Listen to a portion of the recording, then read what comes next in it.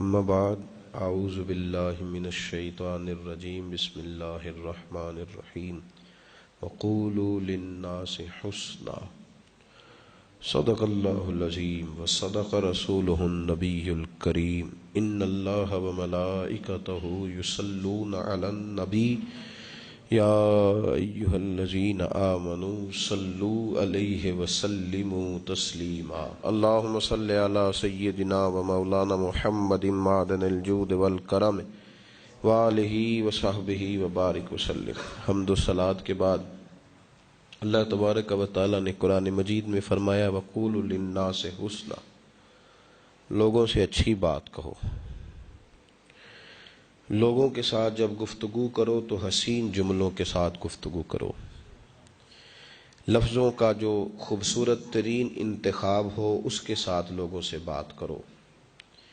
ایک تفسیر علماء نے یہ بیان فرمائی کہ تم کسی شخص کو جب بھی دعوت دو تو خیر کے کام کی دعوت دو، کسی شخص کو کبھی بھی برائی کی، غلط مشورے کی، لڑائی کی، فساد کا پیغام نہ دو۔ ایک تفسیر یہاں صوفیاء نے فرمائی ہے، وہ یہ تفسیر کرتے ہیں کہ تم لوگوں کے ساتھ اپنے معاملات کو صحیح کرو۔ وَقُولُوا لِلنَّاسِ حُسْنًا، صوفی یہ کہتا ہے کہ تمہارا جو لوگوں کے ساتھ معاملہ ہے نا، ان معاملات کو صحیح رکھو۔ نبی پاک سید عالم صلی اللہ تعالی علیہ وسلم نے حقوق العباد پر بڑا زور دیا، اور ان میں سب سے زیادہ اس چیز کی طرف توجہ دلائی کہ تمہارے جو آپس کے معاملات ہیں لین دین کے، وہ صاف ستھرے ہونے چاہیے۔ عربی کا ایک مشہور مقولہ ہے کہ کسی سے دوستی کرو تو بھائیوں کی طرح، لین دین کرو تو غیروں کی طرح۔ دوستی بھائیوں کی طرح کرنا، کوئی چیز چھپا کے نہ رکھنا، ہر تکلیف میں کام آنا، لیکن جب لین دین کرنا تو حساب اس طرح کرنا جس طرح غیر کرتے، غیروں کی طرح حساب کرو۔ اس طرح کا رویہ نہ رکھو کہ کوئی مسئلہ نہیں یار، دیکھی جائے گی، نہ، ایک ایک پائی کا، ایک ایک روپے کا، ایک ایک چونی کا حساب ہونا چاہیے۔ انسان کے جو آپس کے معاملات ہوتے ہیں وہ اگر صاف ستھرے رہتے ہیں تو محبتوں کو دوام ملتا ہے، پیار آگے بڑھتا ہے۔ لیکن اگر معاملات میں کجی آتی ہے، لین دین کے مسائل کے اندر کمزوری پیدا ہوتی ہے، محبتیں پروان نہیں چڑھتی۔ اور ہمارے صوفیاء اس پر اس لیے زیادہ زور دیتے ہیں کہ نبی کریم سید عالم صلی اللہ علیہ وسلم نے فرمایا ہے کہ اللہ تعالیٰ ہر گناہ معاف کر دے گا، لیکن اگر تو نے کسی کا قرض دینا ہے تو وہ بندہ ہی معاف کرے گا جس کا تو نے دینا ہے۔ تو اپنے معاملات کو اس قدر صاف ستھرا رکھنے کی کوشش کرنی چاہیے۔ اعلیٰ حضرت فاضل بریلوی رحمۃ اللہ تعالی علیہ طریقت پر سفر کرنے والوں کو، اللہ کی معرفت کا رستہ طے کرنے والوں کو یہ درس دیتے ہیں کہ وصیت لکھ کے سرانے رکھ کے سویا کر۔ تو نے کس شخص کا کیا دینا ہے وہ تیرے سرانے پڑی ہونی چاہیے وصیت۔ ایسا نہ ہو کہ مال تو وارث استعمال کریں اور حساب تجھے دینا پڑے۔ تو طریقت کے اندر، تصوف کے اندر معرفت کا یہ مطلب نہیں ہوتا کہ انسان نمازیں کھل کے پڑھے، جبہ اس کا بڑا خوبصورت ہو اور دستار بھی بڑی اعلیٰ باندھتا ہو اور وظیفہ بھی وہ وقت پہ کرتا ہو اور چلے کرنے کے لیے بھی وہ ہر وقت تیار رہتا ہو، لیکن لینے دینے کے معاملات میں سست ہو۔ یہ کبھی غور ہی نہ کرے کہ یہ پیسہ جو میں استعمال کر رہا ہوں یہ میرے لیے جائز ہے کہ نہیں جائز۔ نبی پاک سید عالم صلی اللہ تعالی علیہ وآلہ وسلم نے، دیکھے نا، اگر ہم اس حدیث پہ غور کریں نا، ہم باتیں سنتے ہیں پر گزر جاتے ہیں، لیکن اس حدیث مبارکہ کے ذرا غور تو کریں کہ محبوب علیہ الصلوۃ والسلام کے صحابہ فرماتے ہیں، یہ ترمذی میں موجود ہے حدیث پاک، صحابہ کہتے ہیں کہ حضور ایک شخص کے پاس سے گزرے جو گڑ گڑا کے دعا مانگ رہا تھا۔ مطلب کچھ لوگ دعا مانگتے ہیں تو دعا میں ان کے لفظ ہوتے ہیں لیکن ان کی کیفیات نہیں شامل ہوتی، تو صحابہ کہتے ہیں وہ گڑ گڑا کے دعا مانگ رہا تھا، وہ محو تھا دعا کے اندر، اور بڑی دیر سے یا رب یا رب یا رب پکار رہا تھا۔ تو محبوب نے فرمایا جی جتنی مرضی بھی دعا مانگے اللہ اس کی قبول نہیں کرے گا۔ آنسو شامل ہے دعا میں، ہاتھ اس نے اٹھائے ہوئے ہیں، مانگ بھی اس کریم سے رہا ہے کہ جو کسی کو بھی خالی نہیں لوٹاتا، لیکن وہ دعا مانگ رہا ہے۔ حضور فرماتے ہیں جتنی مرضی دعا مانگے اس کی مقبول نہیں ہوگی، اور یہ کہہ بھی اس نے دیا جس کی زبان سے ہمیشہ حق اور سچ ہی نکلتا ہے۔ تو محبوب پاک صلی اللہ علیہ وسلم کے صحابہ نے فوراً سوال کیا کہ یا رسول اللہ صلی اللہ تعالی علیہ وسلم، حضور وجہ کیا ہے، کیا سبب ہے کہ یہ دعا مانگے گا تو اللہ قبول نہیں کرے گا، حالانکہ رب سب کی سنتا ہے؟ تو حضور نے فرمایا مطعمہ حرام، مشربہ حرام، ملبسہ حرام، جو یہ کھا کے آیا ہے وہ بھی حرام پیسوں کا، جو پی کے آیا ہے وہ بھی حرام پیسوں کا، جو لباس پہنا ہے وہ بھی حرام پیسوں کا ہے۔ چونکہ رزق کا معاملہ صاف ستھرا نہیں، لہٰذا اس کی دعائیں قبول نہیں ہو سکتی۔ یاد رکھیں طریقت کے اندر، معرفت کے اندر، ہمارے تو صوفیہ یہاں تک کہتے ہیں، جیسا کہ سرکار دو عالم صلی اللہ علیہ وسلم نے فرمایا نا کہ اس کا کھانا پینا اٹھنا بیٹھنا، وہ چیزیں اگر جو استعمال کرتا ہے وہ حلال کی ہوتی تو دعائیں بھی قبول ہوتی۔ تو صوفیاء تو یہاں تک کہتے ہیں، حضرت باعزید بستامی رحمۃ اللہ علیہ، کہ ایک لقمہ حرام کا جو بندہ کھائے اس کی تو 40 دن عبادت قبول نہیں، تو نفل کیسے قبول ہو گیا؟ جب تک ہمارا لین دین کا مسئلہ، رزق کا مسئلہ، اس میں صفائی نہیں ہوتی، بندوں کے حقوق دبا کر یا 10 روپے 5 روپے 20 روپے بھی کسی کے رکھ کر اگر ہم یہ سمجھتے ہیں کہ معرفت کا نور ہمیں نصیب ہو تو یہ ممکن نہیں۔ صوفیاء تو میرے بھائی ایک وقت روٹی کھاتے تھے، وہ لوگ تو کمزوری دکھاتے تھے، ان کے وجود تو دبلے پتلے تھے، وہ لوگ جو تھے وہ بیچارے کسی کا پھینکا ہوا ٹکڑا بھی کسی درویش کا، کسی مومن کا استعمال کر لیتے تھے، لیکن زندگی میں ان لوگوں نے کبھی کسی شخص کو دھوکہ نہیں دیا، کسی کا مال نہیں رکھا۔ اگر کسی وقت دیکھیں نا، قرض تو نبی پاک صلی اللہ علیہ وسلم نے بھی اٹھایا ہے، صحابہ نے بھی اٹھایا ہے۔ انسان پر حالات کا بگڑ جانا، کمزوری آ جانا، قرض کا آ جانا، وہ بات علیحدہ ہے، لیکن اس کا کوشش نہ کرنا، اس کو ادا کرنے کی جد و جہد نہ کرنا، اور اگر کوئی طلب نہیں کر رہا تو اس کا چپ رہنا اور دیکھنا کہ اگر کام چل سکتا ہے تو چلو ٹھیک ہے چلتا رہے، اس سے اس کی ترقی رک جاتی ہے۔ آپ یہ نہ سمجھا کریں کہ میں سویرے اٹھ نہیں رہا تو وجہ کیا ہے، اس کی وجہ یہ ہے کہ ہو سکتا ہے رات کو جو کھایا تھا اس میں نقص ہو، اور اس لقمہ حرام کی وجہ سے شیطان کا غلبہ زیادہ ہو گیا ہو، فجر میں بندہ اٹھ نہیں سکا۔ ان باتوں کو ضرور ذہن کے اندر جگہ دیں، لینے دینے کے معاملات کے اندر حتی الامکان کوشش فرمائیں، حتی الامکان۔ میرے ایسا فرمایا کرتے تھے تجھے بخار چڑھ جانا چاہیے جب تو کسی کے پیسے دینے والا ہو، بخار چڑھا ہوا ہو، اور تو فٹافٹ اس کوشش میں لگا ہوا ہو کہ یار اپنے پیسے لے لیں، کسی طریقے سے میری جان چھوڑیں۔ تو یاد رکھیں کہ بخار چڑھے انسان کو، ہمارے لینے دینے کے معاملات میں بڑی سستی ہوتی ہے، ہم بے جا۔ میں حیران ہوتا ہوں، ایک شخص پہ قرض بھی ہے تو وہ اے سی والے کمرے میں بھی سو رہا ہے، وہ چھوٹے گوشت کے ساتھ روٹی بھی کھا رہا ہے، وہ اپنی زندگی ساری موج میں بتا رہا ہے، اور وہ اس کو قرض بھی دینا ہے۔ اس کو تو چاہیے تھا کہ وہ ایک جوڑا پہنتا باقی بیچ دیتا، پہلے اپنی روح کو آزاد کراتا، اس لیے کہ جب تک اس کے ذمے قرض ہیں اس کی روح جکڑی ہوئی ہے، اس کو چاہیے تھا وہ جد و جہد کرتا۔ اگر 2 منٹ کے لیے اسے مکان جائیدادیں دینی پڑتی ہیں تو بھائی دے ڈالے، کل کو اگر پھسل گیا اس کا پیر سڑک پہ اور وہ الجھ گیا، اسے اللہ کے حضور جانا پڑا تو اسے تو لوگ پکڑ لیں گے۔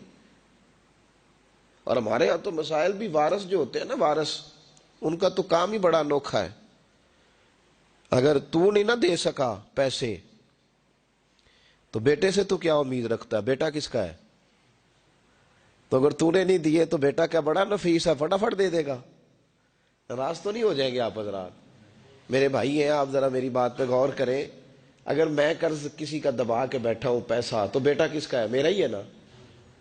ایک بات ایک دوست نے ایک دفعہ مجھے بھیجی، اس نے بات بڑی مجھے عجیب لگی۔ اس نے کہا کہ ایک شخص کا انتقال ہو گیا، تو وہ جب اس کو دفن کرنے لگے جنازہ پڑھ کے، تو ایک آدمی نے اس کی چارپائی پکڑ لی۔ اس نے کہا اس نے میرا 45 لاکھ روپیہ دینا ہے، پہلے پیسے دو گے پھر دفن کرنے دوں گا، پیسے دے دو دفن کر لو۔ زور سے پکڑی، اب رش ہے، 3 بیٹے بھی تھے تو جائیداد بھی تھی، سارا کچھ تھا۔ ان 3 بیٹوں سے لوگوں نے کہا کہ تیرے ابے کو وہ دفن نہیں کرنے دے رہا، شور ہے تو، اور وہ بندہ بھی وہ تھا جو بڑا قریبی تھا اس کا، اس کے والد کا پارٹنر تھا، تعلقات تھے، تو اس نے کہا کہ پہلے پیسے دو پھر دفن کرنے دوں گا۔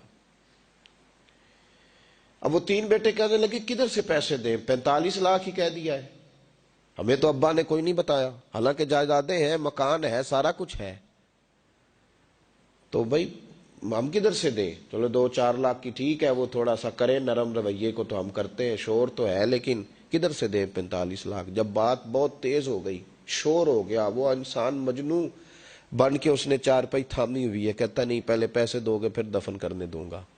3 بیٹے تھے تو ایک بیٹی بھی تھی، بیٹی کو گھر میں پیغام گیا کہ تیرے ابا کو دفن نہیں ہونے دیتے، اس نے سارا زیور اتار کے بھیج دیا۔ اس نے کہا اس چچا سے کہو میرے ابا کے اس دوست سے جس نے قرضہ لینا ہے کہ یہ رکھ لے، اور میں تھوڑے تھوڑے کر کے پیسے لوٹا دیتی ہوں، پر میرے باپ کو مرنے کے بعد یوں رسوا نہ کرے، اس کو دفن تو ہونے دے، میں ایک پائی دے دوں گی، میرا وعدہ رہا۔ جب وہ بیٹی نے 8-10 لاکھ کا زیور بھیج دیا تو وہ قرضہ لینے والا شور کرنے لگا، اس نے کہا او مجھے پتہ چل گیا، مجھے معاف کر دو سارے اور اسے دفنا دو۔ کہا کیا ہوا؟ تو وہ کہنے لگا میں نے اس سے 45 لاکھ لینا نہیں تھا، میں نے دینا تھا، تو میں غور کر رہا تھا کہ اگر تو میں نے اعلان کر دیا نا کہ 45 لاکھ میں نے دینا ہے تو 110 نکل آئیں گے وارث کہ مجھے بھی دو مجھے بھی دو، تو میں نے یہ رویہ اس لیے اختیار کیا ہے کہ میں دیکھو اس کا اصل وارث ہے کون۔ تو اصل وارث وہ بیٹی ہے جس نے اپنے کانوں سے بندے بھی اتار کے بھیج دیے، اور جس نے اپنے وہ شادی والے دن پہننے والے زیورات، پہلی رات کا وہ اس نے زیور بھی سارا اتار کے دے دیا۔ اس نے کہا کہ باپ کا کفن نہ میلا ہو جائے، تو اصل وارث بچی ہے۔ اس نے کہا اس نے مجھے وصیت کی تھی ہر ایک کو نہ دے دینا، میرے اصل وارث کو دینا، تو مجھے اصل وارث مل گیا ہے، اب میں کسی اور کو نہیں دوں گا، اس بیٹی کو دوں گا جس نے باپ کے لیے قربانی دی۔ تو یاد رکھے جنہ لی تو پاپ کمائے ہو کتھے نہیں تیرے کر دے۔ تو اس لین دین کے معاملات اپنے صاف ستھرے رکھیں، ان کے اندر کسی قسم کی وہ چیز نہ پیدا کریں کہ جو ہمارے لیے بڑی باعث پریشانی بن جائے۔ تو میں یہ سمجھانا چاہ رہا ہوں آپ حضرات کو، اپنے بھی بھائیوں کو، دوستوں کو، کہ کوشش فرمائیں کہ آپ، اور یہ یاد رکھیں، وہ میری اماں کبھی کبھی میرے ننھیال سے نا کوئی چیز آتی تھی نا بطور تحفہ کے کسی چیز، تو میری اماں کہتی تھی میرے ماموں سے یا میرے نانا سے کہ بس ٹھیک ہے یہ آپ تھوڑا سا دے جائیں باقی لے جائیں، تو کہتے نہیں رکھ لیں۔ تو اماں کہا کرتی تھی کہ اپنے گھر سے بندہ کھائے تو پھر ہی پوری پڑتی ہے، کوئی دے گا تو کیا اس میں کتنی دیر، ایک دن بندہ کھا لے گا۔ وہ کہا کرتی تھی کہ اگر پورا کرنا ہے نا خرچہ تو بندہ اپنی کمائی سے ہی پورا کرے تو پورا ہوتا ہے، اگر کسی کے 10,000 سے آپ سمجھتے ہیں کوئی فائدہ ہوگا تو کچھ نہیں ہوتا۔ آپ کے دست و بازو جو ہمت کر کے لائیں گے اسی سے گزارا ہوگا۔ کسی کا 50,000 رکھ کے کتنا وقت بیت سکتا ہے، 1 لاکھ سے کیا مطلب، کیا بندہ کر سکتا ہے؟ تو سہارے نہ ڈھونڈو، خوددار بنو۔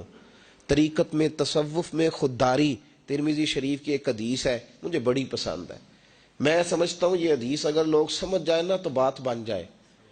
نبی پاک صلی اللہ تعالی علیہ وسلم نے لوگوں سے کہا لوگوں چاہتے ہو کہ تم اللہ کے محبوب بن جاؤ؟ تو صحابہ کے چہرے کھل اٹھے، کہا یا رسول اللہ صلی اللہ علیہ وسلم بالکل چاہتے ہیں۔ فرمایا جو اللہ نے تمہیں دیا ہے اس پہ راضی ہو جاؤ، اللہ کے محبوب بن جاؤ گے، اللہ تم سے پیار کرے گا۔ اور پھر فرمایا چاہتے ہو کہ لوگ بھی تم سے پیار کریں؟ لوگ بھی کریں یا رسول اللہ، دل کرتا ہے۔ تو نبی پاک نے فرمایا کسی بندے کی جیب کی طرف کبھی نہ دیکھنا، جو سامنے والے کی جیب میں ہے اس سے بچ جا، اس کے مال پر نظر ڈالنی چھوڑ دے، لوگ بھی تجھ سے پیار کرنے لگ جائیں گے۔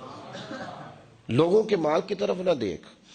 آپ رکھ لیں کسی کا 500 روپیہ بھی، وہ کہے گا بندہ ہی نہیں صحیح، میرا 500 کھا گیا، یہ مت سمجھے کہ بڑا امیر تھا اس کو فکر ہی کوئی نہیں نا۔ ان معاملات کے اندر لوگ کہیں نہ کہیں بول ہی جاتے ہیں، کہیں نہ کہیں بات کر ہی جاتے ہیں، کسی نہ کسی جگہ زبان پھسل ہی جاتی ہے۔ تو مہربانی فرمائیں، مہربانی کریں، آپ اس بات پہ ضرور غور کریں، اور یہ میری اپیل ہے، آپ میرے پیر بھائی ہیں، عزیز ہیں، کہ کوشش فرمائیں لین دین کے معاملات کو 110% صاف رکھیں۔ کوشش کریں جہاں کوئی چیز دینی ہے، خریداریاں بعد میں ہوتی رہیں گی، جائیدادیں بعد میں بنتی رہیں گی، قرضے نہیں ہونے چاہیے، قرضہ نہیں ہونا چاہیے۔ میں ایک بزرگ سے کبھی کبھی ملتا تھا تو میں کہتا تھا حضرت جی حالات کیسے ہیں؟ تو کہتے ہیں الحمدللہ کسی کا دینا کچھ نہیں، الحمدللہ کسی کا۔ تو اس شخص وہ جب بات کرتا تھا تو مجھے یوں لگتا تھا کہ جیسے وہ شخص نعرہ لگا رہا ہے، الحمدللہ کسی کا دینا کچھ نہیں۔ یہ اللہ تعالیٰ کا شکر ہے۔ اور پھر وہ کبھی کبھی یہ بھی کہا کرتے تھے کسی سے 200-250 لینا ہوگا، میں نے دینی کوئی شے نہیں، کوئی کبھی کبھی ٹٹولو گے تو میرا کسی طرف کوئی نکل ہی آئے گا، لیکن میں نے کسی کا دینا کوئی نہیں۔ میرے ایسا فرمایا کرتے تھے ہماری تو طریقت بھی بڑی دلیر ہے۔ میں نے ایک دفعہ کہا حضور نظریہ طریقت کیا؟ فرمانے لگے ہماری تو طریقت بھی بڑی خوددار ہے، ہم مریدوں کا خرچ نہیں کراتے، ہم تو کئی دفعہ مریدوں پہ خرچ کر ڈالتے، ہماری تو طریقت بھی بڑی توانا ہے، نے تو مزاج ہی بڑا انوکھا پایا ہے۔ تو مہربانی فرمائے لینے دینے کے ایک حدیث بخاری میں بڑی مزیدار ہے، بخاری میں، سبحان اللہ۔ اور بخاری شریف قرآن مجید کے بعد امت مسلمہ کے پاس سب سے معتبر کتاب کا نام بخاری شریف ہے۔ نبی پاک صلی اللہ علیہ وسلم نے فرمایا ایک بھائی اپنے بھائی سے قرضہ لینے لگا، ایک دوست اپنے دوست سے پیسے لینے لگا۔ اس نے کہا یار پیسے تو میں دے دیتا ہوں پر کوئی گواہ۔ اس نے کہا غریبوں کے گواہ نہیں ہوتے، میرا گواہ اللہ ہے۔ اس نے کہا کسی کی ضمانت دے دو۔ اس نے کہا میری کون ضمانت دے گا، میری ضمانت میرا اللہ ہی دے گا۔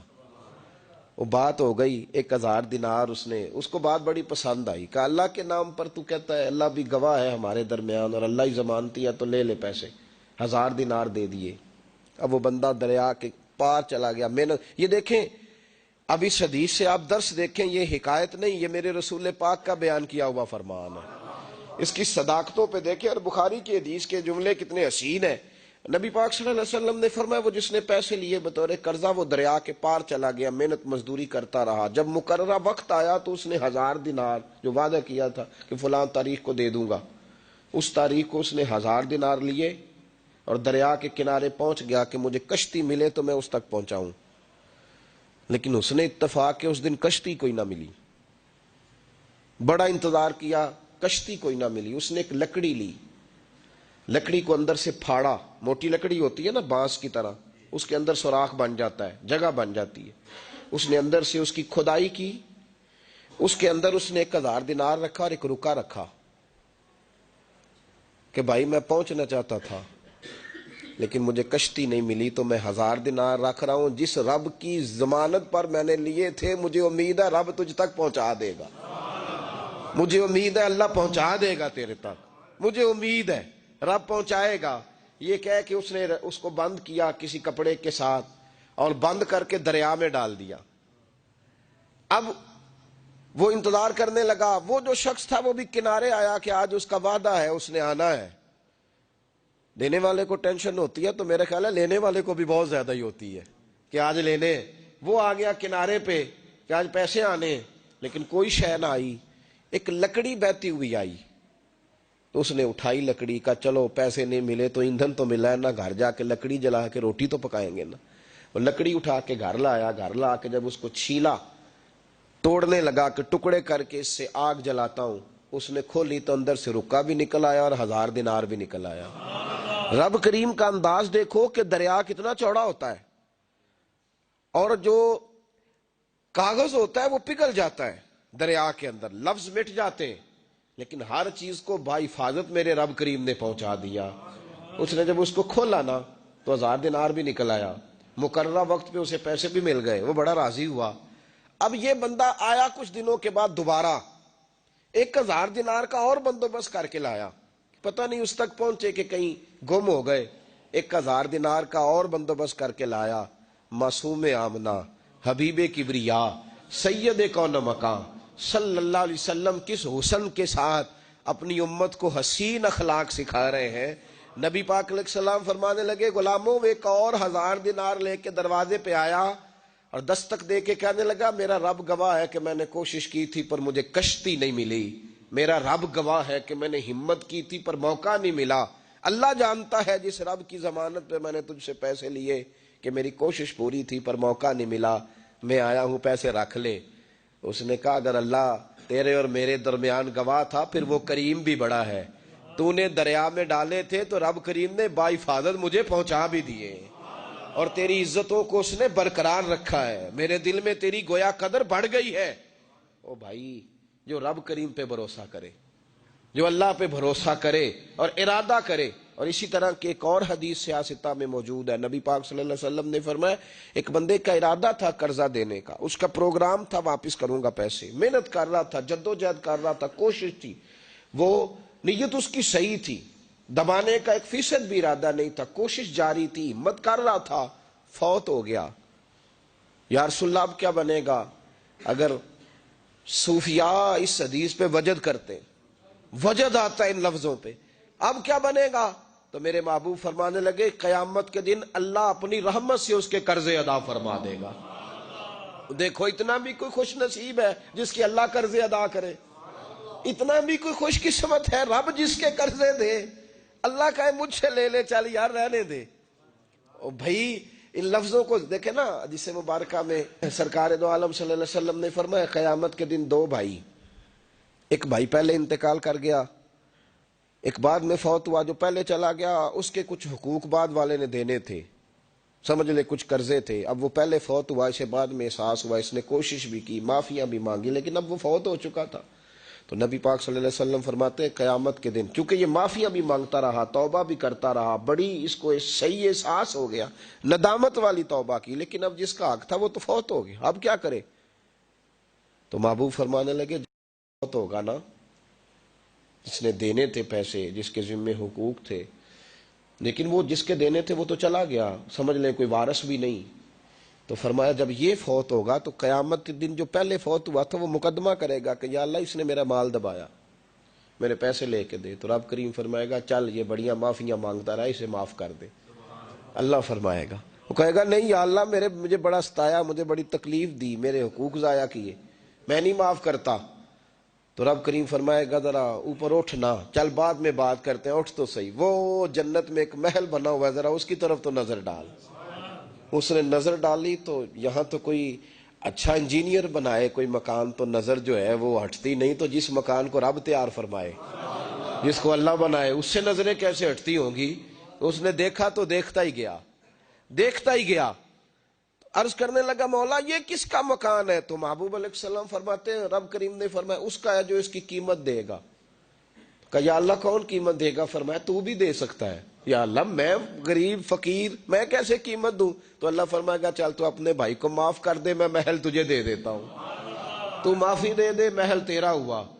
تو حضور فرماتے ہیں 3 دفعہ بولا, کہنے لگا یا اللہ میں نے معاف کیا, یا اللہ میں نے معاف کیا, یا اللہ میں نے معاف کیا.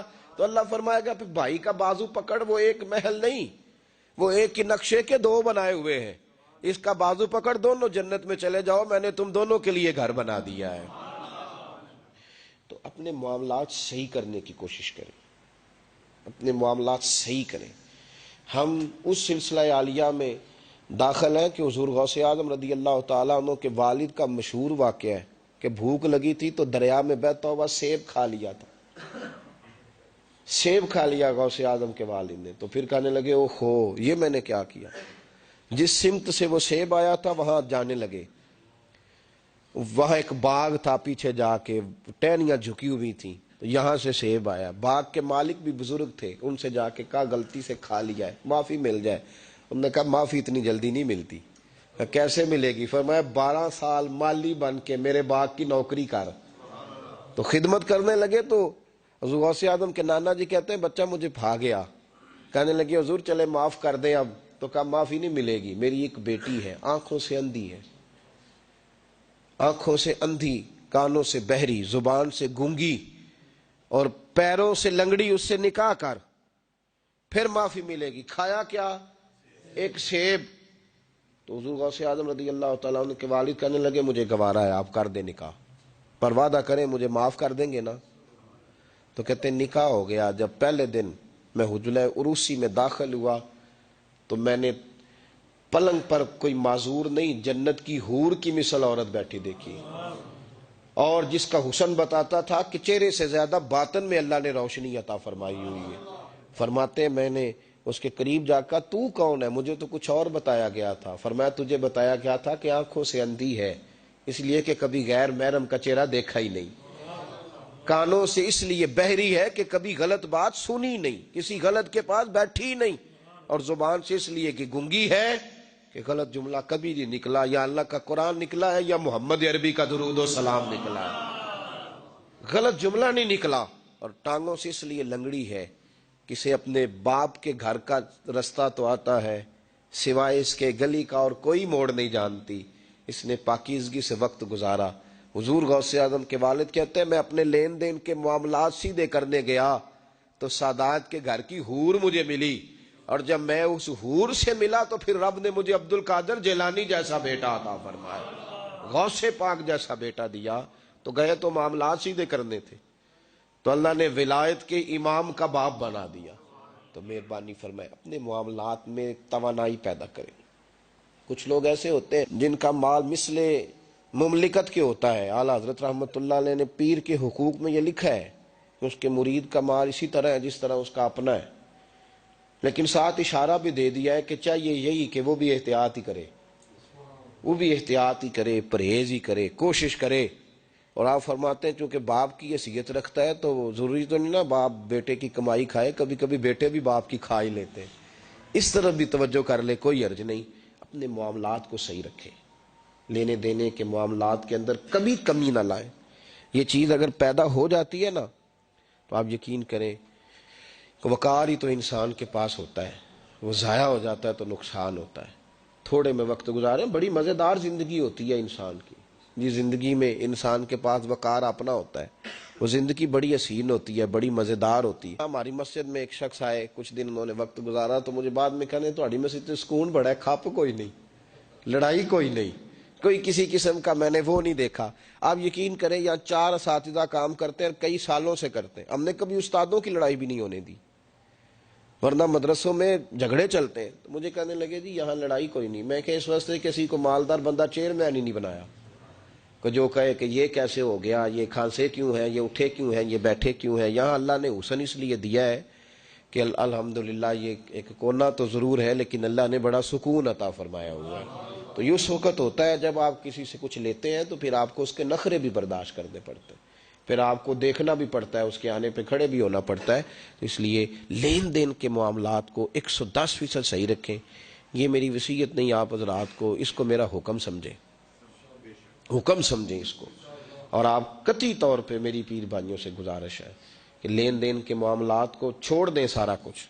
اللہ بڑا کریم ہے، ایک کمرے میں بھی انسان کی زندگی بیت سکتی ہے، لیکن لین دین کے معاملات میں 110% اپنے آپ کو صاف رکھیں، اور اپنی وصیت کو ہمیشہ اس میں سستی نہیں کریں، لکھ کے رکھیں کہ کسی کا کیا دینا ہے، موٹے حرفوں کے ساتھ، اور 3 جگہ اس کو لکھ کے رکھیں کہ میں فلاں آدمی کا میرے پاس یہ ہے، اس کو ضرور سنبھال کے رکھیں تاکہ کسی جگہ بھی اگر اللہ تبارک و تعالیٰ فضل کرے کوئی ایسا موقع آتا ہے تو ہم صاف ستھرے ہوں، ہمارے وارثوں کو پتہ ہو کہ ہم نے کسی کا کیا دینا ہے۔ اللہ سمجھنے کی توفیق عطا فرمائے۔